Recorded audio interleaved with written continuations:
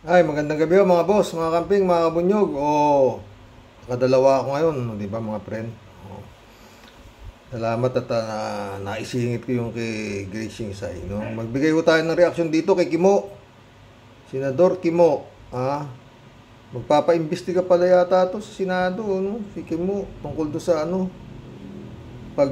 Senate probe into latest attempt to arrest Kibuloy Aid.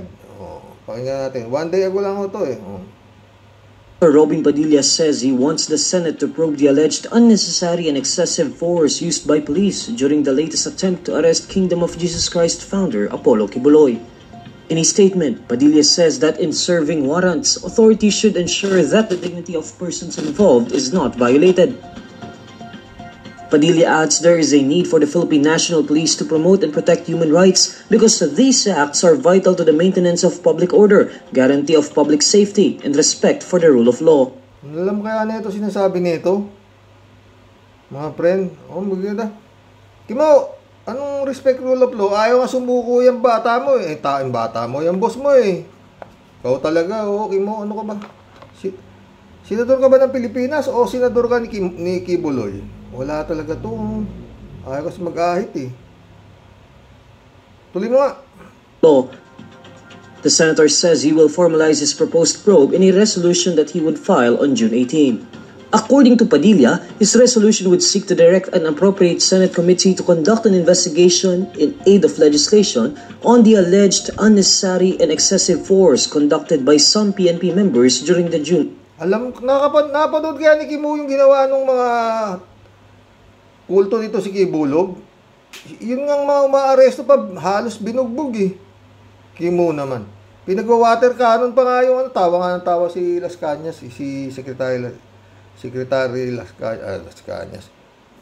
Secretary Llamas. Oo, ngayon lang daw siya nakakita sa lahat ng umaaresto, yung umaaresto na nabugbog, nabomba ng water cannon, no? Ito si Kimo eh. Tuloy. June 10 operation. Padilla also questions the alleged presence of PNP operatives, including those from the Special Action Force and the Criminal Investigation and Detection Group, which raided the premises of Kingdom of Jesus Christ compound in Davao. To support his bid, Padilla notes on records of past instances when the PNP was called out for its use of excessive force in serving warrants. The senator cites as examples the arrest of an elderly environmental activist in Paki, Laguna by 25 staff members in 2022 and the operation involving 18 CIDG personnel and 6 members of the Regional Maritime Unit that resulted in the killing of Albuera Mayor Rolando Espinosa in 2016. Meanwhile, yun, tama si Kimo doon sa pagkapatay doon sa Albuera Mayor. Dahil yun na talagang excessive force, no? Kimo, nakakulong na si Espinosa eh. Tinepok pa eh. Yun, tama ka doon. Sang-ayon ako si Kimo.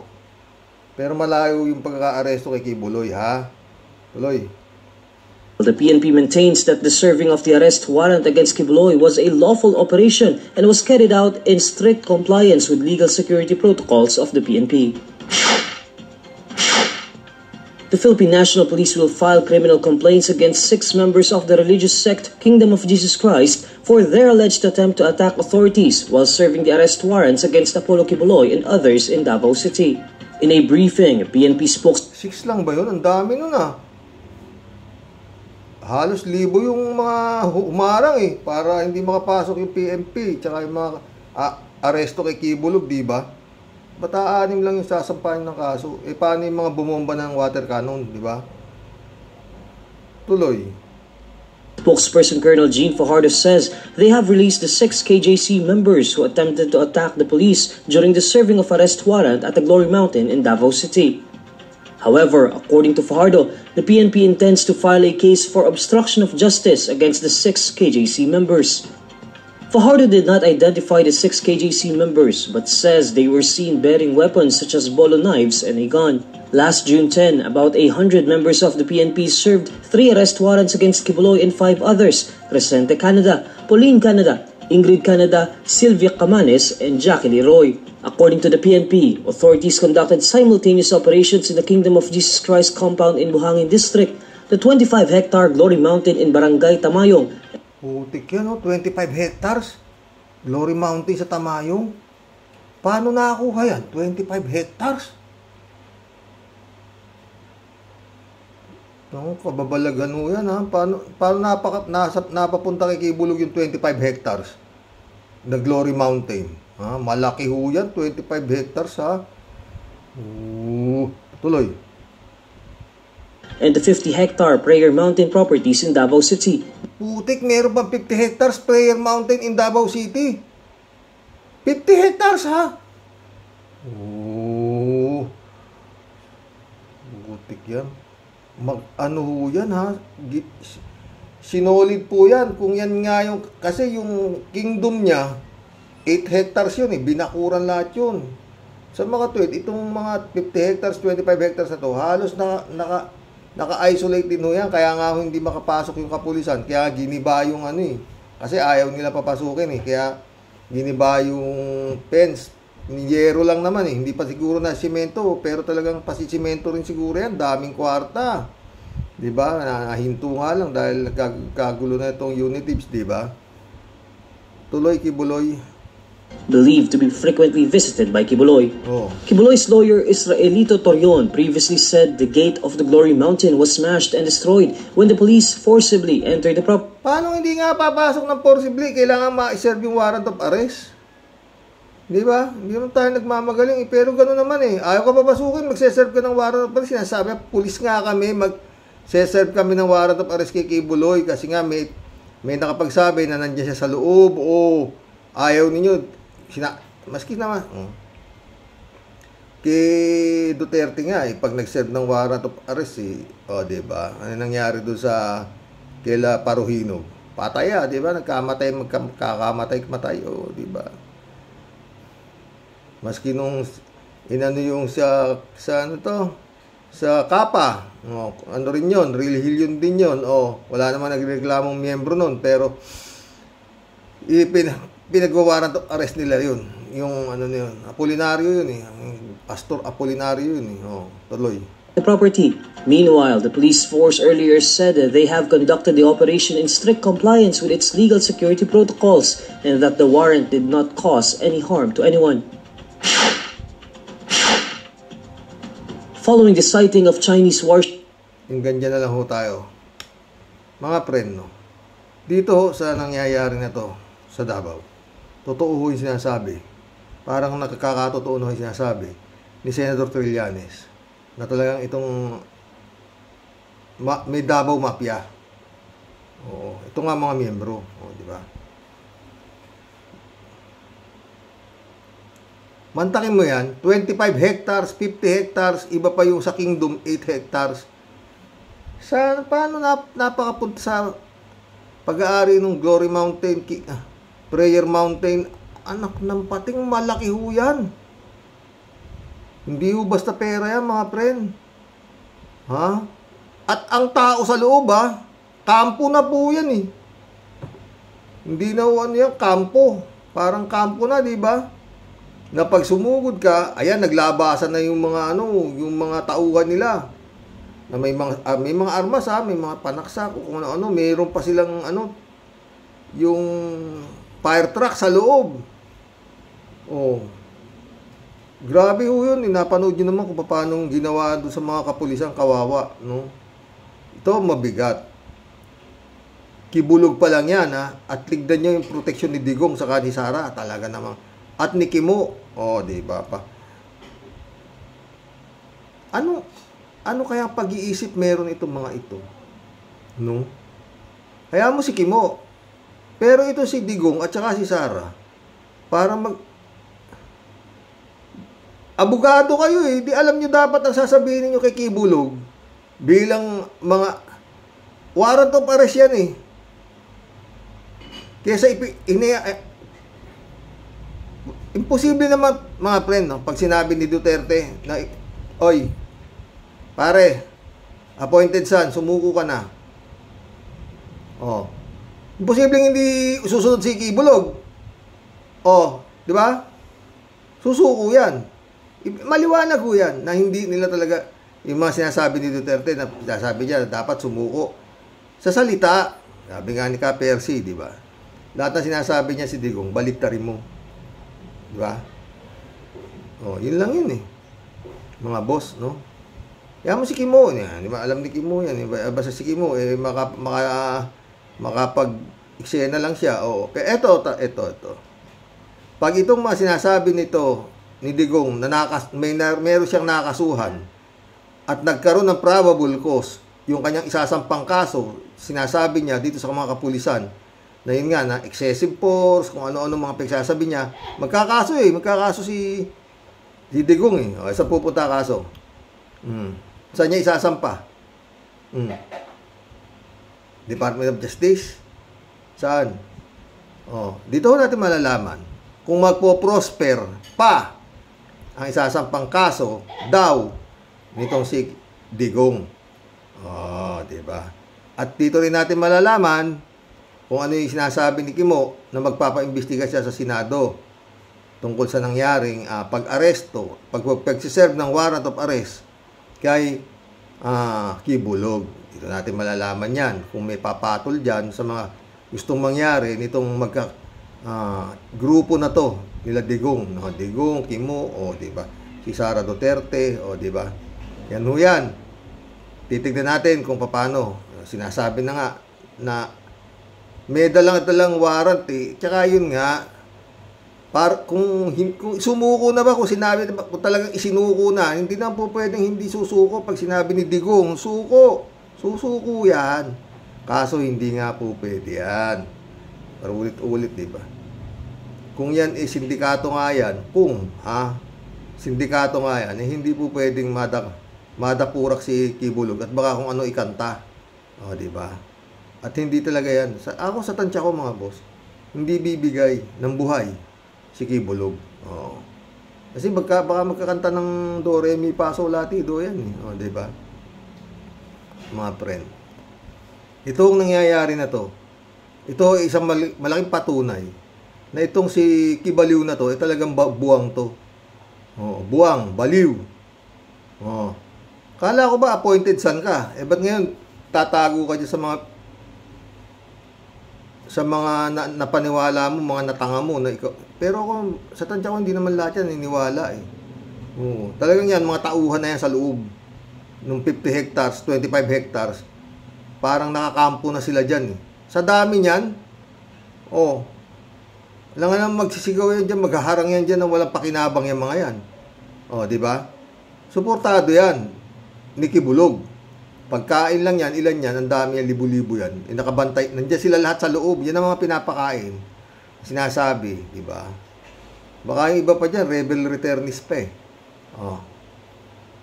Baka tayo baka. Yung mga iba naman, dating kanila yung lupa na binentang murang-mura,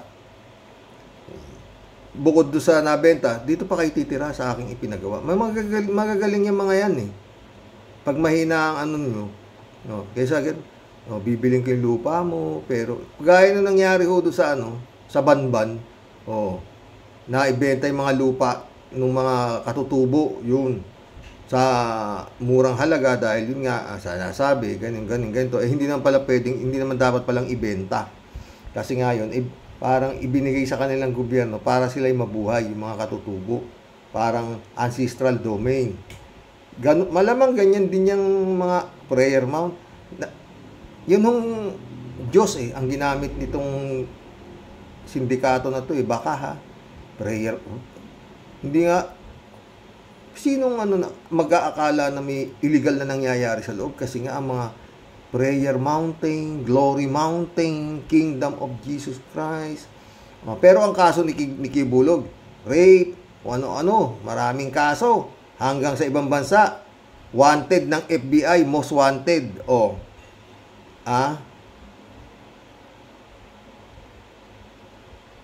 Ewan ko mga boss, paano yan? Kung paano aayusin ni Bongbong etong problema na to. Malaking problema mo yan. Sa susunod ho yan, iseserve ang warrant of arrest yan. Hindi na po pwedeng ganyan yan.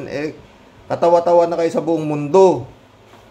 Nagseserve kayo ng warrant of arrest, hindi kayo makapasok. Binobomba kayo water cannon.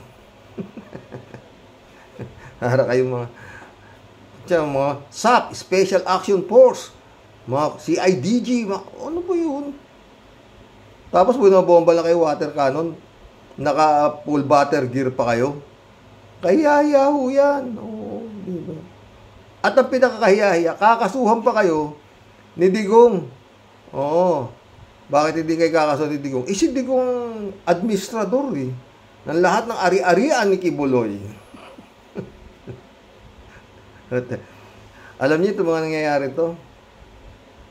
Ewan ko kung tanga na lang ho talaga itong gobyerno pag walang nangyari dito kay Kibulog na to. Ginago na ho lahat to. Hindi pumunta sa Kongreso, pinapatawag, kaya na warrant of arrest, na-issue ng pwena lahat na. Sa Senado, hindi rin pumunta si Kibulog. Ngayon sa korte na, may sabi ni Kibulog, hindi ako pumunta dyan. Kangaroo court yan, mga kung ano-ano. Gusto nyo, sa korte nyo ako sampahan. Ngayon, meron na sa korte. Ayaw mo pa rin. Ay, Kibulog. Tapos, walang mangyayari. Kayo pang umaarestong halos nabubugbog.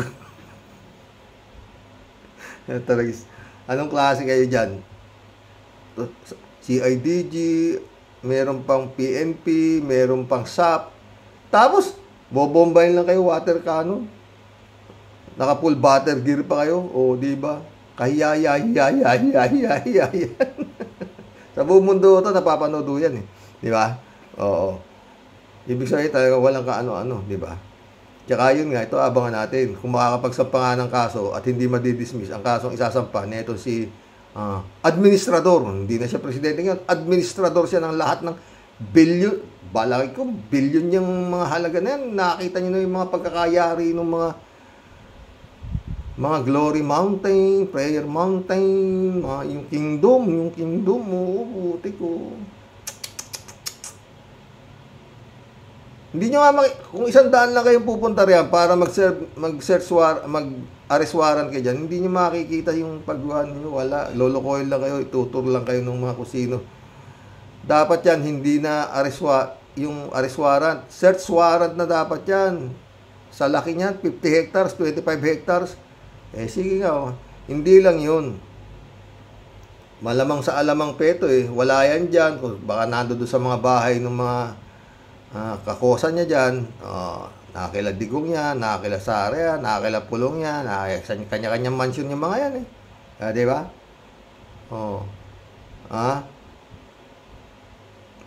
Pero isa lang sasabihin, sumuko ka. Mabilis pa sa alauna yan, susuko yan. Kagaya si Baste, isang sabi lang ni Baste sa mga PB, war on drugs tayo, patay agad 7. Diba? Si Kibulog, matatakot si Kibulog. Pag sinabi ni Duterte, sumuko ka. Diba, mga boss? Magkulab na po tayo. Saka yun aabangan natin kung makakapagpa-imbestiga itong si Kimo in aid of legislation daw. Pag nakapagpa-imbestiga si Kimo, may pumatol. Kasi magpapatawag yan diba? Senate probe diba? Ng pating Kimo. Mabantayan din natin yan. Pag nakapagpa-imbestiga si Kimo, talagang marami pang wala sa hulog sa Senado. Diba, Kimo? May marami kang katropa dyan. Magkulab na tayo, mga friend.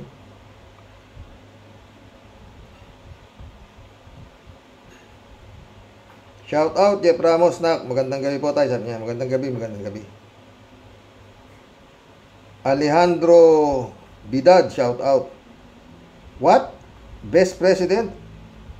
Iwan sa'yo. Ano pa? Dagdagan mo. Best Mariosep. Kau naman, Alejandro, hina mo naman pumick up. Pwede yun. Best Mariosep. Estrelita Hero, shout out. Good evening po, Sir Roque. Sabi niya, good evening. Kalat ni Baya, shout out. Sabi ni Kalat ni, basta diretso sa Senado.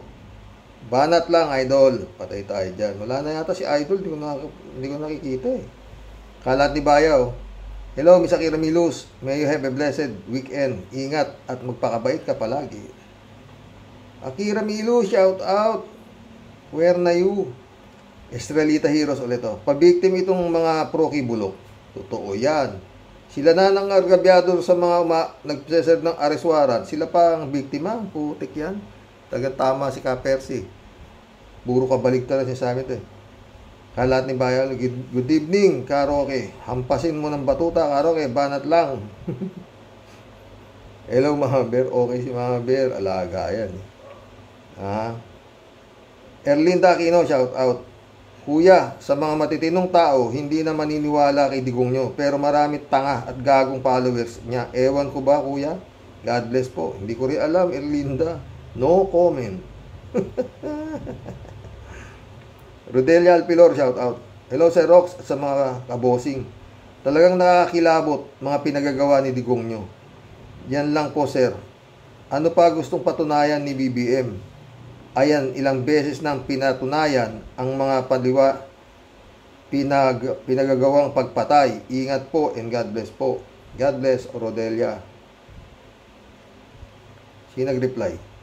Si Cassandra Daisy, shout out sabi niya. Pero ayaw panagutin ni Marcos Jr. Malas talaga ang mga Pilipino. Tiis pa ng 3 taon dahil mas marami ang patay, gutom, na DDS, BBM. Konting ayuda lang, tatahimik na sila sa mga krimen. Dahil dyan.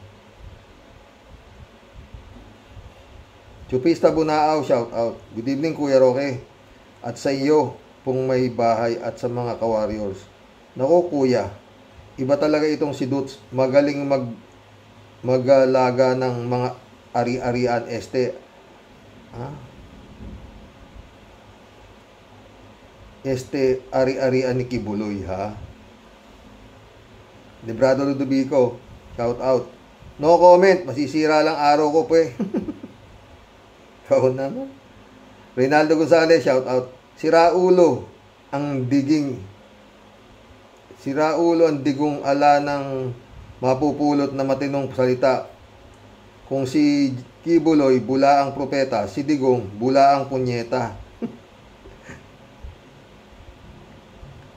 Christian Chengnak, shout out tao po ba talaga yan si Digong? I don't think so, Tyrox. Kahit nga sabihing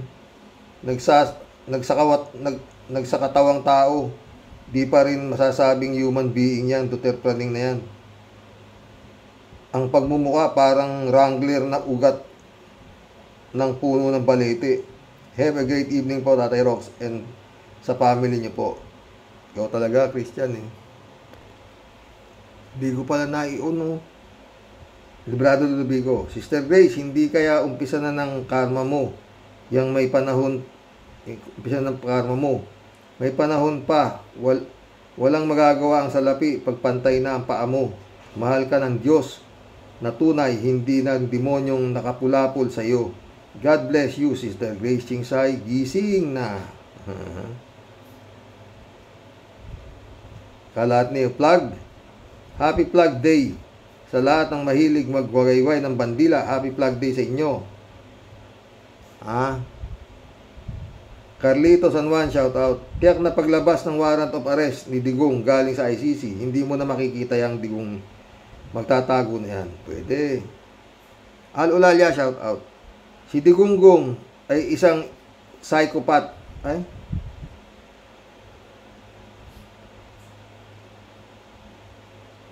Sociopath?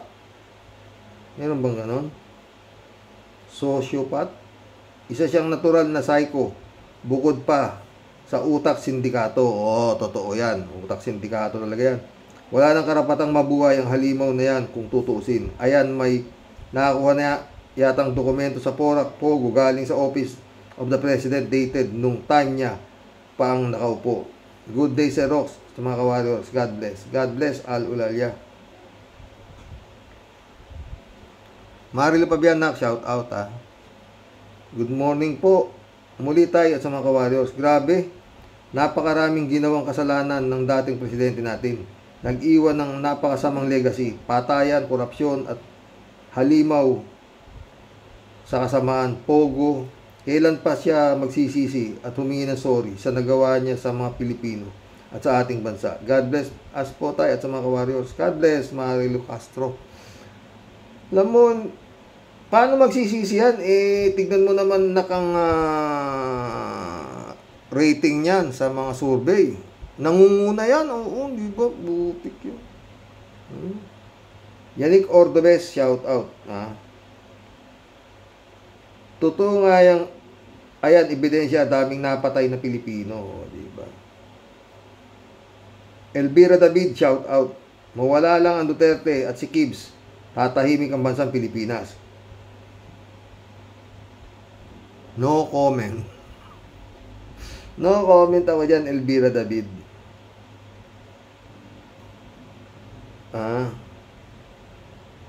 Raul is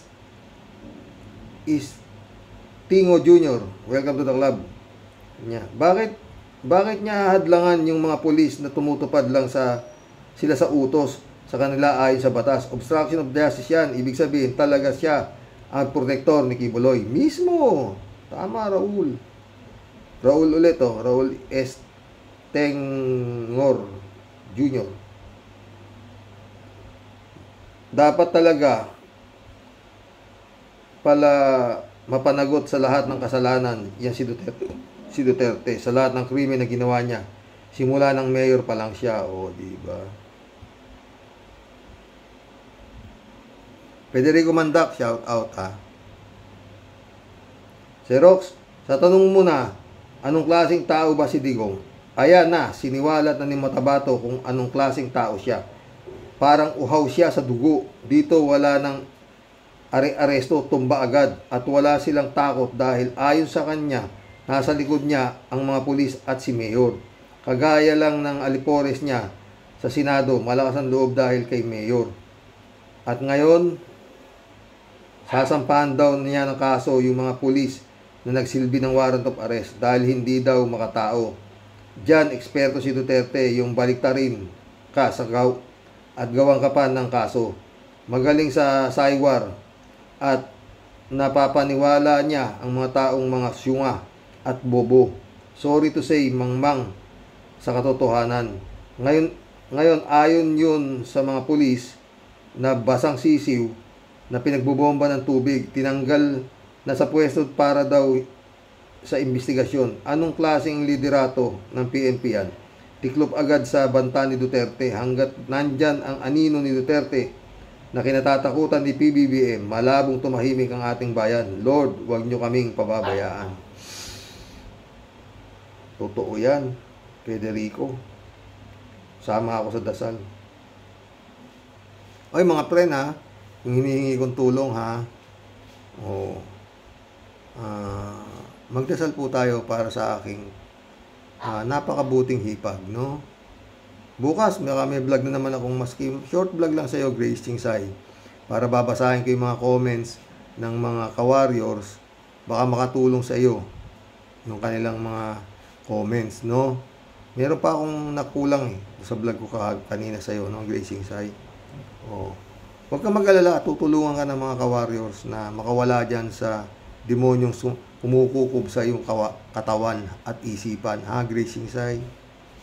3JC Hope, shout out. Hello, Sir Rox. Sabi niya, curious lang ako, asan kaya talaga si Diggs? Palagay ko, andyan lang yan sa Pinas, pero baka talagang may sakit na kasi di na nagpapakita man lang, puro voice recording lang. Anyway, tanggapin man o hindi ng mga DDS ang power ng mga dudes, talagang dwindling na. Parang spaghetti pababa ng pababa. Kasi una, wala silang magawa ng tanggalan ang kanilang mga pulis at palitan nga ng hindi maka-Duterte. Pangalawa, kahit hindi nahuli si Gibbs, nagawa pa rin ng gobyerno ni BBM na ma-invade ang Davao Mountain. Pangatlo, hindi na nakatiis, isarang walang AIDS at siya na mismo ang nakipag-break sa kanyang love na si BBM. Sabi ni Sara Duterte, Apo, alam mo, mahal kita. Pero ngayon, binibreak mo na. Ikaw talaga, Sara. Artistahin ka rin di ba? Pang-apat, sa sobrang tapang ni Baste, siya rin naman ang nag-ask na mag-join uli sila as unit team. Pero di umubra kay BBM ang panawagan niya. Totoo yan. Panglima, kahit back up sila ng China, hindi sila makaporma ng husto against BBM. At malamang sa alamang, yung budget nila Sara at mga dudes tiyak na in millions na lang. Di na sila aabot sa bilyon. At marami pang iba. Totoo yan. 3J Shop ka. 3J Shop ulit oh. Xerox. Tiyak na nakadesign na ang gagawin ni Diggs in case na dumating na ang ICC. Remember, 300 plus ang kanyang mga baril na puro high caliber. Pag nanlaban si Digong, apektado ang posisyon ni Baste at Sara dahil tiyak din nakakampi sila sa tatay nila at maaaring maalis goo sila. Malamang at matanggal sa pwesto for obstruction of justice. Sana nga tama ang aking analysis. Pwedeng tama yan. Oo. Sang-ayon ako sa dyan, friend, ha? 3J Show ulit, oh. Yung issue naman ni Lisa about Chis Escudero, talagang nakatutok to. Ako hindi ako doon 3J Show Parang parang inabot ni Chis Escudero yung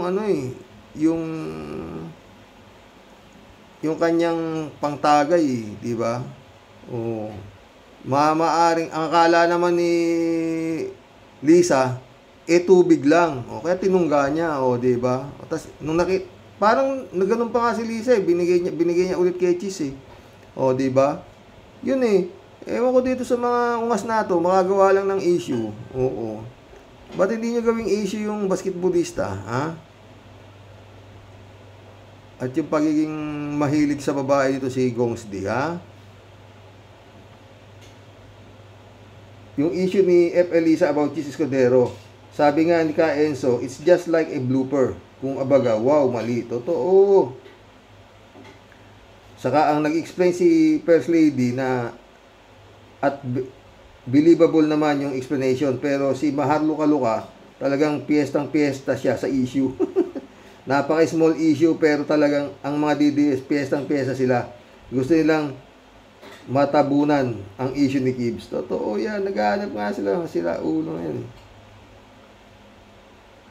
3J Shop ulit Ito pang isang nakakabana, Xerox. Magdidemanda daw si Dutz dahil sa violate daw yung karapatan ng mga KAJC member. Parang may service daw sila at na-distract daw ng mga pulis ang kanilang service. Mga gago nga yan, 3J Shop Nagtatago sila sa kanilang ginagawang pananampalataya daw nila do sa kanilang puon na baliw na kanya raw ang kaluluwa ng tao. Gaano katatangay, nakakapanggigil 3JCO pa, totoo lang Oo, hindi kayo makakapunta sa langit kung hindi kayo dadaan sa akin. Tanga! Kaya pala panay night duty mo, kailangan dumaan pa sa'yo. Gonggong ka talaga, kibulog, sa totoo lang. Kakainit ka talaga ng ulo. Okay, bakit nga hinaharang mo yung mga ibig mo sabihin lahat yung mga humaharang sa pagka-aresto mo dumaan na sa'yo, kaya pwede mo na sila ipapatay. Baliw ka talaga, tama lang sa'yo, ibaliw Tuloy natin. Parang may service daw sila at na-distract. Yun nga Xerox, alas 4 ng madaling araw, may prayer service sila. Ano to? Simbang gabi? Obvious naman na natimbrihan sila. Kaya sila naroon at nakaabang na. Kompleto sa water cannon, host naman niyang ginamit. May sundak, itak, pamalo, at kung ano-ano pa. Tapos sila pa ang violate kuno. Si Kimu yan. Nung yaman yan si Kimu, wala talagang makapagdaldal lang yan. 3J Shop ulit Tawa-tawa siya. Xerox, itong si Diggs, pinagli siguro sa demanda. Mahilig magdemanda Yung maisog rally nila sa Bulacan ba yun? Yung sa Dumaguete pa, Cebu, at meron din ilang beses na magdidemanda daw si Diggs dahil hindi daw sila pinapayagang mag-rally. Tapos ito na naman, ididemanda na naman daw niya ang mga SAP at pulis. Abay, puro na salita lang naman. Hanggang ngayon, ni isang demanda, wala namang naipile. Ano ka ba, Digong? Magdemanda ka na. Kung magdidemanda ka, kung magdidemanda si Diggs, dapat si Kibbs ang magdemanda dahil siya ang main character dito sa issue na to. Hindi, sabi naman kasi siya raw ang administrador ng lahat ng ari-arian. O, di ba? Bilang isang administrador ni Kibulob, parang ari-arian na rin niya yung pinasok daw nitong mga SAP, CIDG at PNP. O, di ba? 3J Shopke. Natural dapat umapir si Diggs sa prosecutor's office to file for demanda Takot siya, baka matiyempohan siya ng ICC. Totoo yan. Hindi, padadala lang niya kanyang mga matitinong abogado, no? Abogado. 3J siya po nito. Di rin pa na makapagdemanda si Kibbs kasi dapat a-appear din siya sa prosecutor's office to file the demanda. Maalabong Navarro siya. Di niya makakauwi. Diretso siya sa kulungan. Tawa ng tao. 3J show po ulit. Sir Rox, inaantay ko rin si Kimo na magpa-imbestiga sa Senado tungkol sa SAP at sumugot sa Glory Mountain. I can wait, Sir Rox. Gusto kong makita kung paanong iimbestigahan ang investigasyon ang gagawin ni Kimo. Baka ma-imove ang labas niyan. Yan din, aabangan natin yan, 3J show ka. Kung may papatol dyan sa kanyang pa-imbestiga sa Senado, no? 3J show ulit Si Rox, pahabol ko lang. Si Haring Roque pala malamang involved din sa Pogo diyan sa Pampanga. Naku, sabi niya, yan na nga bang sinasabi ko huwag masyadong maingay, Roque, dahil ang tadhana, pag gumanti, di ka makakapalag, ayan. Dapat ipatawag ka rin sa Senado at mag-alaalis in wonder palm ka rin. Di mo alam, no? Di mo maalala, hay? Kasi naman, ayaw nyong ayaw yung pakabait. Puro kayo China. Ayan, mismong ang mahal na mahal yung China, tinatangging may kinalaman sila dyan sa Pogo na yan. Yun lang. Bahala ka na, Sir Rox, kung ano ang comment mo sa comment ko. Hindi isang ayon ako sa sinasabi mo dyan. Pero yung kay Kimo, huwag mong inaano si Kimo. 3J Soup ka. Wala kang karapatan na pagsabihan siya ng ganyan dahil si Kimo. Hayaan mo na si Kimo. Ay, mission accomplished mga boss. Oo. Hanggang bukas umuli. God bless. Oo. Ewan. Basta tayo, yun na lang inaantay natin. Kung makakapagsampa nga ng kaso si Digonggong, no? Sa mga kapulisan na pinagbobomba ng water cannon at saka ito si Kimo, kung makakapagpa-imbestiga nga ng aid of legislation daw, sabi niya, kaya siya magpapa-imbestiga sa ginawa raw nitong mga pulis na naligo sila, pinaliguan sila ng mga kampon ni Kibulog, no? Hanggang bukas po mga boss, God bless. Dasal. Diyan na lang tayo kakapit kay Lord. Ilang panahon na lang, July na, sabi ni Senator Trillanes na darating na yung, kung totoo man, yung arrest warrant ng ICC dito sa mga at pag hindi nakiki-operate si Bongbong, tapos ang kaso, maghahanap na ako ng bagong content. Ano kaya maganda? Tatanong tayo kay Lord kung ano magandang i-content. Dito niya ako nilagay. God bless mga boss. Good night. Shout out Brother Eli Asistio. Balong, shout out sa'yo.